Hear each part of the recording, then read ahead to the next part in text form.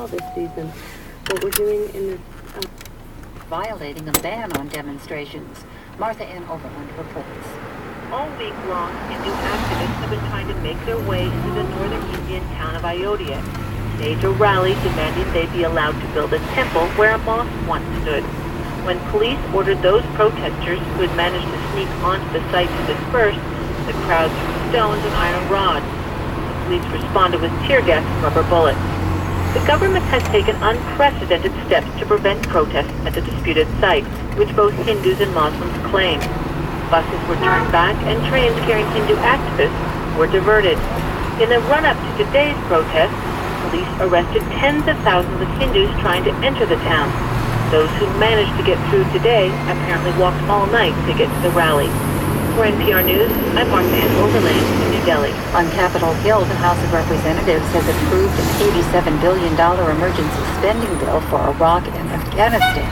The vote was 303 to 125. The Senate's expected to vote on the measure later today.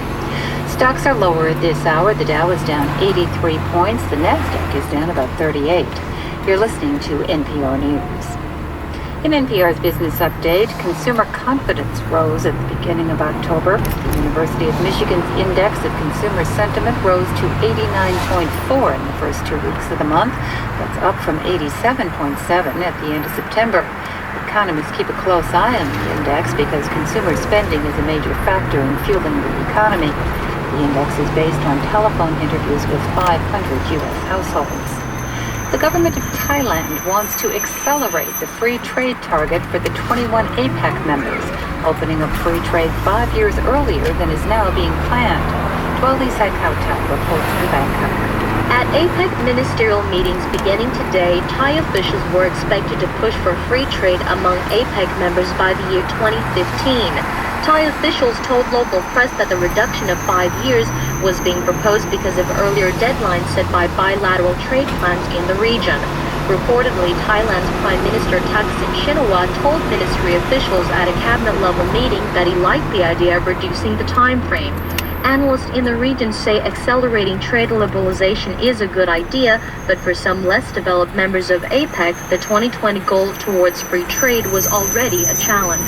The Thai proposal still needs approval from its 21 members attending the two-day summit next week.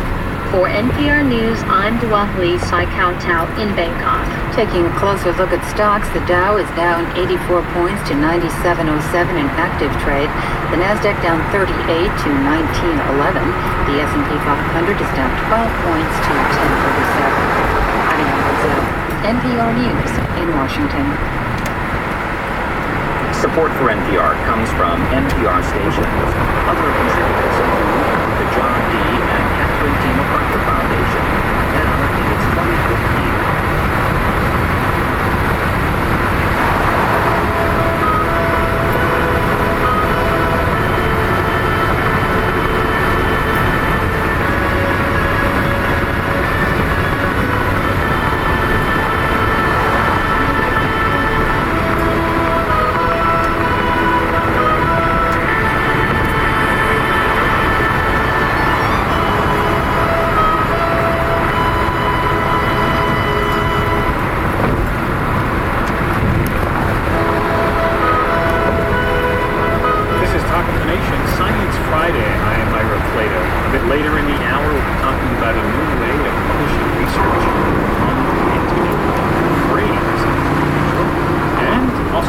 Science and security. But first, it's a gene therapy trial we've talked about a number of times on the program. The French researchers treated patients with a form of severe combined immunodeficiency disorder, sometimes called bubble boy disease, where the person had virtually no immunity to illness. The treatment consisted of giving patients a good copy of the disease-causing gene with the idea that the new gene would produce the protein that their immune systems need to function normally. Gene therapy seemed successful and nine patients were cured. Researchers said the trial was proof that gene therapy could work. But 3 years after the treatment, 2 of the patients developed a leukemia-like syndrome, and subsequent studies showed that the gene therapy was to blame. Observers said this shows that gene therapy can have unintended and dangerous side effects.